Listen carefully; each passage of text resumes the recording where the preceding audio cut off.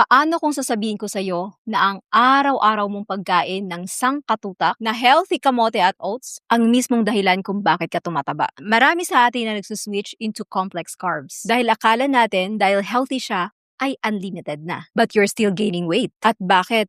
Because you're ignoring the basic law of calculated diet. Hi, I'm Laverne, a registered dietitian, and here's the plot twist. Kahit gaano ka-complex ang carbohydrates mo, energy pa rin yan. Think of your muscle and your liver as your body's gas tank. Pag kumain ka ng carbs, your body stored it as a glycogen para may energy ka. Pero limited lang ang capacity ng gas tank mo. So paano pag pinuno mo ng super healthy ang gas tank mo? Pero nakaupo ka lang maghapon at hindi mo nagagamit. Aapaw! And your body is a survival machine. Hindi niya itatapon ang excess energy at i-convert niya yan as a triglycerides. Yes, itatabi niya lang bilang body fat. Kahit gaano pa ka-healthy ang food mo at kung lalagpas ka sa accurate proportion ng kailangan ng katawan mo, tataba ka. Ang sikreto dito ay hindi lang choosing healthy. It's about the right portions. Gusto mo bang malaman kung gaano kadami ang carbohydrates portion mo per meal? Click the link in my bio para ma-assess muna kita. A healthy food in an unhealthy amount is still unhealthy. Comment proportion